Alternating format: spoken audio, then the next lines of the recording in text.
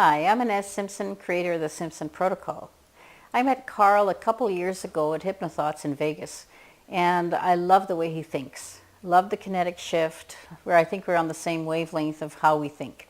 So I'm very proud and happy to come to the UK as one of his international speakers he told you he was bringing in, because I'm from the west coast of Canada. As you can tell by my accent that I'm Canadian. I'm really excited to come to the UK to teach Simpson Protocol because, for one reason, I've been teaching it in Germany, Switzerland, Poland, Brazil, all these places where I've needed translation. So I'm very happy to be able to do it in English, unless you have to translate my Canadian, but I think we'll do just fine. I'm really looking forward to that. So Simpson Protocol, what's in it for you as a practitioner? Simpson Protocol is working in deep states. It's a deep state practice and it's easily attained. We build foundation for the clients so that they have something to work with. How many of your clients have come in and they have nothing?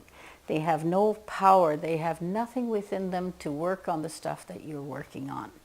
Well, in Simpson Protocol, we provide that first, and then we get into the issues.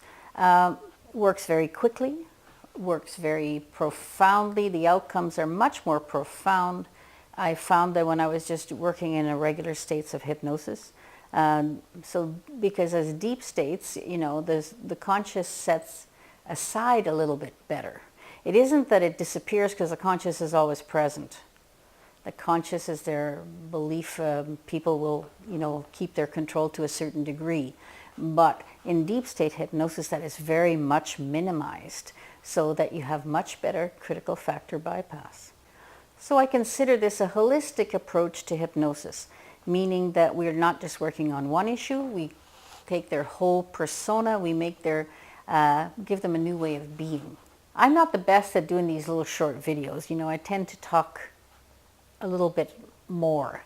So I'm trying to get it down to a level where it's bullet points for you to know what you get. So here's the bullet points, Karl. I promise, here's the bullet points. Okay, here the first one is that we're working in deeper states, right? So second one is that we are working with we are totally not leading. It's totally run by the client's higher mind, not their conscious, because we can actually get their conscious to stand aside very well. But it's led by the higher mind, so we can make no mistakes. We never go against what the higher mind wants, because our judgment is taken out of it, and hence no mistakes, remember, and that means that a lot more gets done.